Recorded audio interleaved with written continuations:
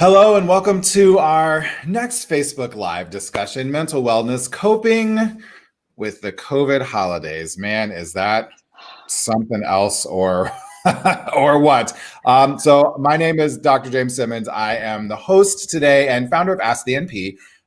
What's my little tagline? Where you can ask everything you're too scared to ask your MD. Couple of reminders for folks just tuning in now, and we're so glad that you're here. By the way, thank you for joining us on this holiday week. As a reminder, the information provided during this event is for educational purposes only. So if you have questions regarding medical conditions or treatment plans, we ask you please consult your primary care provider or physician. Participating in this event with these two clinicians here does not create a physician-patient relationship. So now we can get started with this incredible individual that you also see on the screen with you. Joining me is the always fabulous Dr. Robin Henderson, who serves as the Chief Executive Behavioral Health for Providence, Oregon. Hello, Doc Rob. How are you? Oh, I am doing my best. I'm doing my best this holiday season. So today I am fabulous.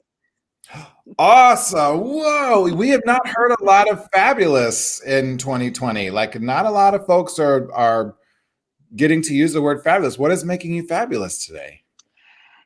Today I'm going to choose to be fabulous. Today I'm going to choose to be absolutely the best that I can be because since I've got a little extra energy today, I feel that I need to give that to other people. And part of giving that to other people is bringing that attitude. Awesome. I totally love it. We were just having a conversation with some of the Providence folks right before we went live about there's a little bit of something to fake it until you make it. Right. And in particular around getting the right sort of attitude and energy about the holidays. So I'm going to try to join you in this fabulous. It's a mindset today. It's a mindset. I'm going to jump in. It is a mindset today. And for those of people who are just tuning in and watching again, we welcome you. Hello. Thank you for watching. You're watching live on Facebook and LinkedIn and YouTube right now. And you may be watching this as a replay as well. And we welcome you also. So Dr. Robin Henderson, for folks who don't know you, tell us a little bit about you. Well, I am a licensed psychologist by training. I have been with Providence for about 5 years. And I run behavioral health in Oregon. I do some work with the system as well. I also am the co-founder of our Work to Be Well program, which serves youth mental health and wellness needs, where we really try to find the youth voice and bring that out and getting our youth engaged in mental health. Excellent. And the work that you're doing is so incredibly important. And I think this type of work has really helped youth have a different mindset about mental health than I feel like a lot of us adults have, right? There's way less stigma. I sometimes say the word kids. I got in trouble the other day, Dr. Robin. I was on a program and I kept saying the kids, and I was referring to basically everyone under the age of 29, because I am very much not. I'm much older than that. And someone actually wrote into the program that I was on, and I was like, we really appreciated Dr. James, but we didn't appreciate that he was calling us kids. I'm 27 years old. I am not a child. So I won't call the youth the kids anymore. I understood, but I'm glad that there's less stigma about mental health then. So, last time we talked to Dr. Robin, we got to talk about mental health and the COVID holidays just before Thanksgiving. And since then, this surge has been just incredible. Really across the country, it's really difficult here in Southern California, lots of different places. How do you think, even if it's not an area where you live that is surging, hearing about the surge post Thanksgiving and now, Christmas is just 2 days away, how is that affecting us mentally? I think for most of us, for many of us, that whole hearing about the surge and seeing it on the news every day and seeing it in social media, it's a range of emotions from helplessness to hopelessness, to that feeling of is it ever going to end? It's like this dark cloud. And when the news of the vaccine came out, I think that really gave everybody a dose of hope. I see hope in people's eyes. In our health system, we've had vaccine clinics. We've been able to get some of our frontline caregivers vaccinated. I know you have too. And that dose of hope and joy even though right now we're in the middle of it, we're in the thick of it. We have staff who are sick, patients who are sick, um, family members who are sick. And with staff sick, we have staffing challenges. And during the Mhm. holidays, usually this is the time when people can take a break and take a breather. And with all this surging of COVID, we just can't. Right. And that's just healthcare. Yeah, well, and there's so many other, individuals who also can't take a break. It makes me think about the other essential workers out there who Yeah. have had such a difficult year already, and then might normally be busy in the holiday season anyway, but then might even be busier. Like even our, delivery drivers, for instance, UPS and FedEx and the mails, USPS are way behind right now just because everyone's doing things online. So they're working extra hours, taking them away from their family, potentially exposing them more, in environments that could be, dangerous to be exposed to COVID. Like it's a very, very complicated situation, Dr. Robin, and so many folks are not okay. And Yes. Demi Lovato even made a song, said it's okay not to be okay, which I love, right? I love that. Yeah. But what does that mean? Like, what does that actually mean? Well, I think, Dr. James, what they're talking about is that it's okay not to be, not to be having the day that I'm having right now. And it's okay to just have a day where it's like, you know what? Today I feel pretty lousy. I'm Mm, overwhelmed by this stuff. And that's okay.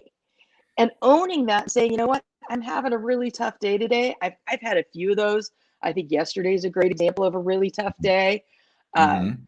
it's when you're not having a good day, owning it and saying, I'm not having a great day. I'm not at my best today. I'm not even going to have a good attitude today. It's kind of like a good fair warning for people, right? Right. But Dr. James, it's really that idea of when I say to someone, if I were to look at you and say, I'm not okay today, your reaction to me is going to be, well, how can I help you? How can I give you a little bit of what I've Mm, got in my pocket? mhm. Because that's part of what saying you're not okay is saying, I'm not okay. And maybe, just maybe, you can help me out a little bit, give me a little boost, make me smile. I love that. I love that it's kind of a two-parter, right? I'm not Mhm. okay might also be I'm kind of asking for help a little bit. I'm kind of reaching out a little bit. Yep. And what might be so you're having a fabulous day. I also happen to be having in the Midwest we would say fair to Midland, which means just like it's like a 5 out of 10. Like my day is neither good nor bad. It just like sort of is. I'm here with you, so my day is definitely better than a 5 out of 10 now. But what do you say to someone who says that? I'm not okay. Like what are some because sometimes I think that very next thing that comes out of our mouth or that very next thing we say can be really important. When someone says, I'm not okay, what do you then, the receiver of that, what are some things they can say right away that might help that person who might be kind of reaching out a little bit for help when they say, I'm not okay? I always start with, so what can I do for you today? What can I do to help you out? Is there a piece of your load I can take? Is there, and I'm talking about somebody I know, like a Mhm. coworker or a family member or something like that. So I kind of always go with what can I do to brighten your day? What can I do to take a Mhm. load off? Mhm. If it's somebody that I'm talking on the phone to, or somebody that I'm, in a Zoom call with, or a Teams call with, and they're telling me I'm not okay, having a really rough day, I might pop a meme or a funny GIF in the, you know, make them smile a little bit, give them a little bit of a something to laugh about. But really, it's Mhm. finding out, how can I help change your frame? How can I help Mhm. give you a little bit of lightness, even if it's just for a minute? I Sure. started my day this morning with a text from a friend who had gotten a pretty disturbing text from a family member, and he Mhm. wanted some advice about how to talk with that family member about his concerns. Mhm. And I thought, first of all, boy, am I glad he called. Boy, am I Yeah. glad he reached out. Boy, am I glad that we had a chance to talk about, what do you do when a family member is really not okay and you don't know what to Mhm. do. So let's Mhm. put a plan together. And in that case, it was really a, what are we going to do? How are we going to, How are we going to help get this person connected to some help? What are Right. the ways that you can talk to somebody who's asking for more help than you can probably give? Mm. And that's, I'm glad that you were there for your friend as a resource. I think that's phenomenal. And I even just for people to be able to reach out in the middle of that and know that it's okay. Like I have these questions, I don't know what to do, and I need to reach out to somebody. And I'm glad that they have you, but I also will remind everyone watching right now, like sometimes you don't have to shoulder all of this on your own, right? Sometimes Yep. if you get a tough message from a family member that really scares you, you can say, reach out to someone who you know and trust. I don't know what to do in this situation, because there are resources. You don't have to reinvent the wheel. It might be new to you, but it's not new to other people, and they can certainly help you out with that. So I think it's really great, Dr. Robin. Well, and Dr. James, I do want to add in there's always somebody out there ready to listen. When you call the National Suicide Hotline, it's not just there because you're suicidal. It's there because you're a family member of somebody who may be suicidal, and they can help you in real time figure out Mm-hmm. what to say and how to say it so that you can help somebody. And maybe it's not even suicidal. Maybe it's just somebody who's really, really down. Those crisis line numbers aren't just there if you're feeling like hurting yourself. They're there for people who care about people who may be feeling that way too. Absolutely. And if this is off the top of my memory, but I think it's 877-273-TALK is the national lifeline project line, or national suicide prevention line is what it used to be called. And I love that. I tell people all the time, it doesn't have to be if you yourself are suicidal. If you just need help in helping a friend or loved one or something who may be depressed or suicidal or whatever, that they have resources there. And that kind of leads me into, this, it's okay not to be okay is one thing, but we're hearing a lot more folks now who are just over it. Yeah. They're just over it. They're just over being locked down. They're over hearing about COVID. They might be over not having a job. They might be over their spouse. I mean, there are lots of things that we're over it, but I think after 10 months of this, I think when people are saying they're over it, they are really, really over it. And what are some ways that we can kind of keep coping if we're really that over it? That's a really, really good question, Dr. James, because it's kind of like that's when you got to throw out that life preserver and have a line and figure out what is it that you have to look forward to in 2021. If you're finding yourself at the end of 2020, you don't have a job, and the prospects don't look good, what are the steps that you're taking every day to move towards getting a different job, getting a new job, looking into perhaps going back to school or going to a trade school and learning something completely different and owning this as a life shift? What are the things that you're doing to really take control? Because I think here's the thing that happens when we're over it. When we're over it, it's like we've lost all control in a situation. We don't have any volition. We don't have any. I can't control COVID. You can't control COVID. The things I Right. can control is wearing a mask and who's in my bubble and all of the behaviors that I take to keep myself and my family and my loved ones and my coworkers safe. Those are the things I can control. And when I'm exercising that volition over those things, that is, makes me feel empowered, makes me feel like I've got something that I'm, moving forward towards. So what are the things that you have control over in an out of control situation? And for some people that maybe you make a vision board, maybe you make a whiteboard, maybe you just write it down on a piece of paper. But look to the things you've got control over and look to the things that you want to have control over in 2021 and make a plan. Start making that plan. If you're out of work and you're looking to what is my next thing, start doing some research on the internet. Start looking into other types of potentials. Look at LinkedIn, for example. Sure. Many people do a job shift there, but it really is about finding what it is that you can control. And I think sometimes those control things, let me know if you agree with this, Dr. Robin, are sometimes it's even a smaller level of thing. I'll even point to this kind of mural, everything I have set up behind me. I even just the thought of decorating the house felt wrong for so many reasons. And I just wasn't there. mentally, spiritually, emotionally to like celebrate the holidays. I work directly with COVID patients every day. I don't Yep. I don't feel great about the world right now. It's really tough. But I was like, okay, what is, well, I at least want to do this. So the next time I'm on Facebook Live with Dr. Robin, I will look, it'll be kind of festive. And I felt like it was something that I could control. It was little thing that I could control. And I was like, all right, well, I want to put Black Santa in some place where everybody can see because he's my favorite little guy. So I grabbed Black Santa and I just put him there.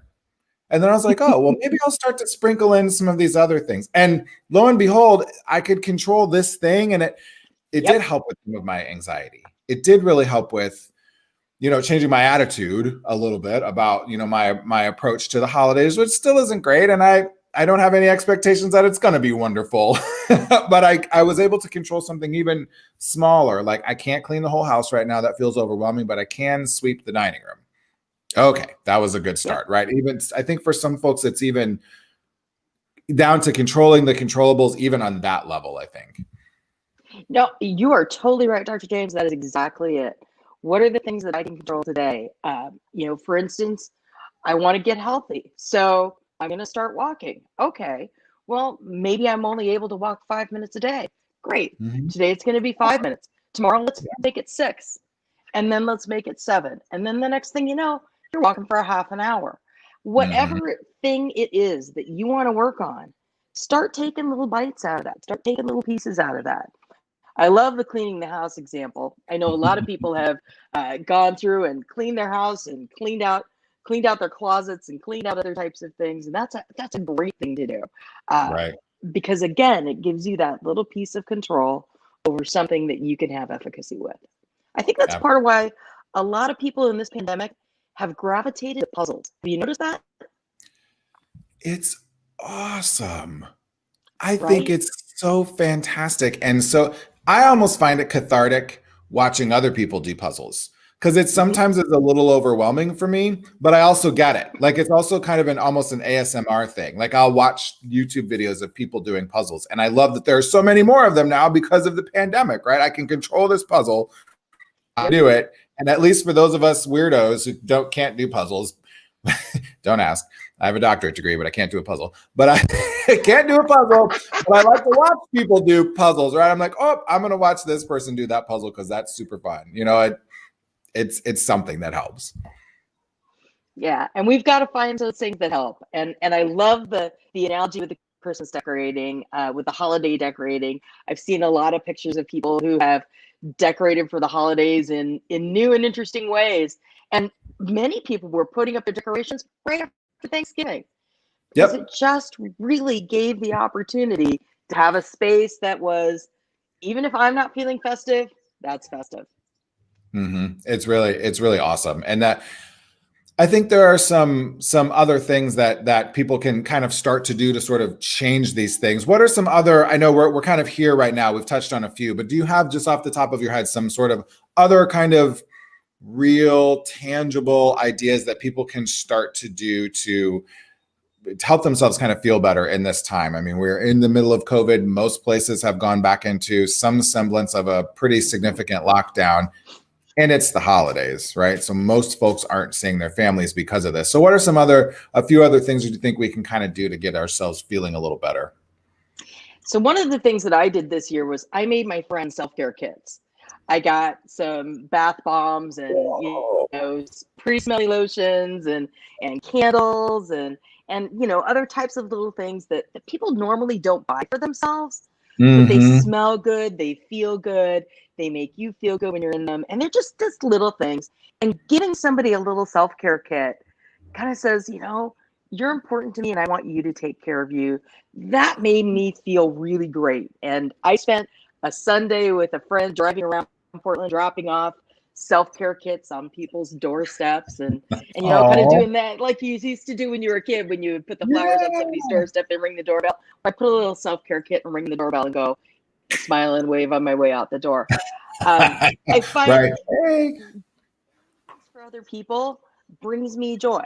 Seeing other Mm. people smile and laugh, and just have a little bit of light in their day brings me joy. So Oh, that's one thing you can do. yeah. Uh, Another thing that I think is really important for us to do is to make a plan for Christmas. Don't just go into it and go, okay, it's going to be normal. It's not Mm, going to be normal. You're not going nope. to get to do the things that you normally do. So what are you going to do that's going to be different? Plan your day. Or are you and your family going to get up in the morning and you maybe get presents first thing in the morning so you could drive off to grandma's, and that's not going to happen this year? Well, maybe this year you sleep in and you make a big breakfast and you do presents in the afternoon. But whatever it is, don't just let it happen to you. Take control of that situation, make some plans, and embrace the fact that it's going to be different and you're going to have fun memories of it. Mm. Even if that means you're going to have a Monopoly marathon, right?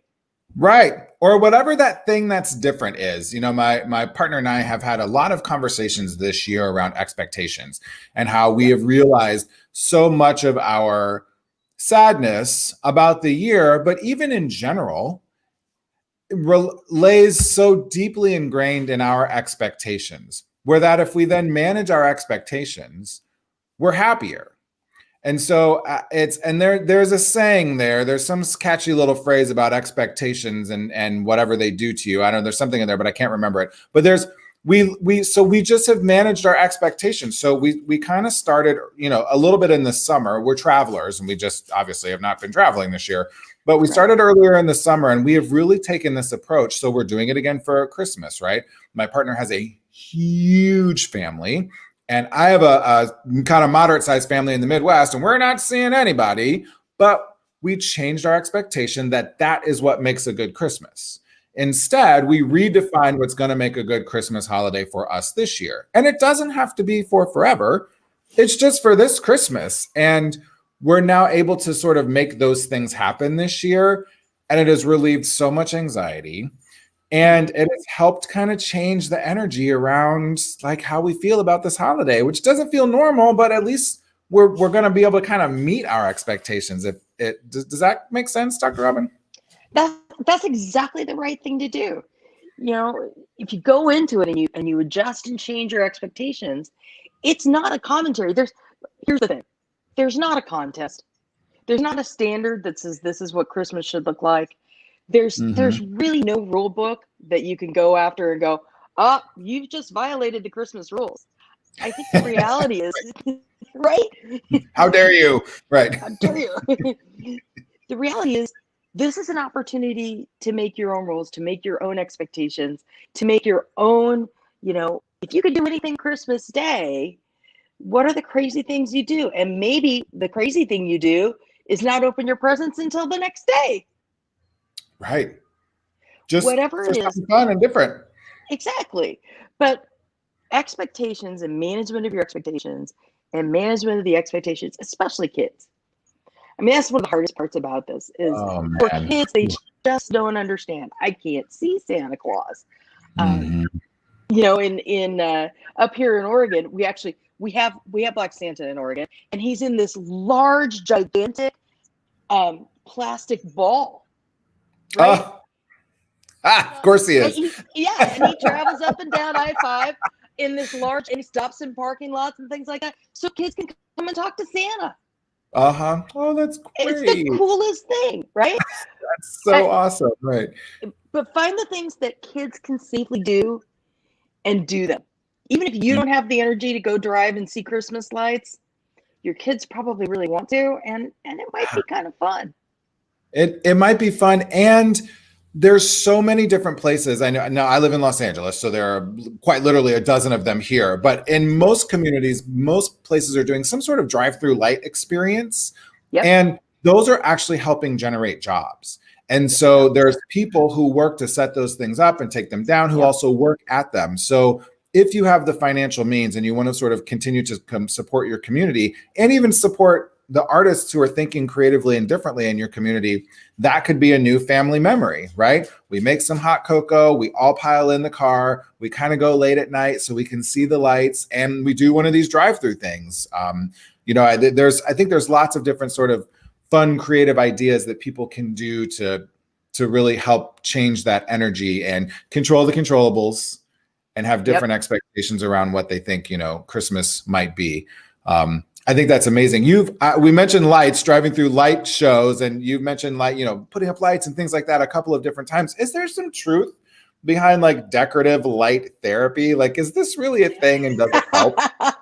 I feel like it does, but I don't. You're the pro. I want to know. Like, who doesn't love a good disco ball? Right. I mean, hello. How do you not smile with a good disco ball? Right. I Right. think there is something to the idea of decorative light therapy. When we see these lights, you come in, it sets an ambiance in a room. Is it light therapy like the traditional? You get a light box and it helps with seasonal affective disorder. No, It's not that kind of therapy. But the idea that you've changed the atmosphere of a room with twinkly, sparkly lights, with colors, with whatever it is that brings you joy in there, that really does have an ability to change your attitude, to change how it is that you're seeing the world at that moment. I love it. And it often leads to singing and dancing, which I think are I think singing, dancing, and laughter are right up there with like, if there's anything you can do for yourself in a moment, because I fully believe I am Whitney Houston reincarnate, but only in the shower or in the car when I'm by myself, because I really can't. I can't sing. It's awful. So listen, Dr. Robin, we have a few minutes left. Thanks, folks. There's some questions in the comments, and I'm going to get to one of those right now. I think it's really important. And Dr. Robin, we can kind of tag team this one. If you have other questions, we have just a few minutes left. You can jot those questions down and we'll try to answer them for you as well as we wrap up here in just a few. So this question is interesting. I want to know your take. I kind of have my thoughts too. The question is, if I have a family member or I have family members that want to come to my house and they are not in my bubble, how do I nicely tell them not to come because I feel really bad about it? Well, first of all, don't feel bad about wanting to be safe. The fact that you care about your family, your loved ones, and you care about them too, always starts with I love you and we're going to see each other soon, but I need to keep my family safe. I need to keep my coworkers safe. We'll see you next year. And if you'd like to drop a gift off on the porch, we'll wave from the window. But I can't, it's not going to happen. It's just not going to happen. Honesty for me is always the best policy. And it's about, I love you enough to be safe for both of us. Yep. I 100% agree. I think you absolutely nailed it, Dr. Robin. The only thing that I add into, and this is just sometimes this is a whole other Facebook Live, but I have one of the things I've had to work on my entire life is being a people pleaser, and not being a people pleaser, and that, prioritizing myself or what is actually important versus just making sure other people feel happy and comfortable, even if it's at the, result of me not doing something I don't want to, or shouldn't be doing. So this is a little bit of the people pleaser, but I also think it can be a good compromise. No, you can't come over. Because we're not feeling safe. We're not doing that. But why don't we have a Christmas cocktail party on Zoom? I know everyone's Zoom, but I tell you what, it's different when you're drinking on Zoom. So if drinking is something that you do and that is a safe, comfortable, thing for you, have a little Christmas cocktail party. Say we'll do a half hour, 45-minute Zoom. You open the presents that I sent you. We'll open the presents that you dropped off on our front porch or whatever. We'll do it all on Zoom. We'll even throw on a, Christmas hat or whatever. You can kind of make it fun and lively and create those new memories like we were talking about, rather than having to try to force in something that you're not comfortable with. Exactly. The most important thing is, we are so close. But right now, as we started at the very top of this, we're in the middle of a surge. And we're in a surge that has overwhelmed our hospitals, overwhelmed our healthcare system, overwhelmed an already tired and exhausted workforce. So it's incumbent upon all of us to hang in there and be safe, wear the mask, keep your bubble. We're going to see each other next year. It's going to be okay. But right now, we need to pull together for healthcare.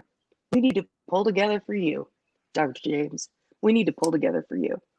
Thank you for saying that. I really appreciate it. And it does mean a lot. And I feel it is the most important thing. I cannot tell you the joy and the overwhelming, I don't think it was in any of the videos that I posted, but I was pretty emotional about getting this vaccine because I do feel like we're we're there. However people feel about the vaccine, it is a path towards getting us back to whatever our new normal is going to be. And I'm very excited about it. And so from that, I think if anything, people can take some hope and joy from the season and some hope and joy from that news, even when we're in the midst of the worst surge ever, and know that we are close. Just hang in there. We're going to get there. Hang in there. Yep, we really are. Well, thank you so much, Dr. Robin, of course, for joining us, and everyone here watching. There's some folks in the comments have dropped in. Depression happens when reality does not meet our expectations. Thank you, Dr. Amudian. I think that's what I was trying to say. Also, I do want to remind folks, I know it scrolled across the screen, but 1-800, I got the number wrong earlier. The correct number is 1-800-273-TALK. That's 1-800-273-8255. If you are feeling suicidal, super depressed, someone in your life is, and you don't know how to help them and you want a little bit of direction, you can please always go there. And then, of course, Dr. Robin, there are several people who have reached out in the comments, by the way, and they just wanted to thank you personally for the leadership that you have provided. And specifically, this individual has been able to reach out to others and to learn how to walk with them and to listen and to be a resource for them. And I know that you have done that for so many people. And it has truly been a pleasure. You are a light, and you have brought fabulosity to my life, and I know to so many people's lives this year. So just as a little New Year's, wrap up, thank you for all of the work that you do for not only Providence and Oregon, but for everyone. Thank you so much, Dr. Robin. Thank you, Dr. James. You made my heart sing. Oh, yay. Like I said, I was going to sing for you, but you don't want me to. All right. So I would thank you, everybody, for listening and joining us and sending us your questions. If you are looking for help with your mental health or medical advice, of course, please visit providence.org, and you can follow the fabulous Dr. Robin on Instagram at @DocRobHenderson, and you can follow me on Instagram and Twitter at AskTheNP. And of course, while you're there, please make sure to follow Providence on social media at Providence on Twitter and under Providence Health System on Instagram and Facebook. And LinkedIn, by the way, where some of you are watching. We thank you all again so much for watching, and happy holidays and a happy new year to everyone.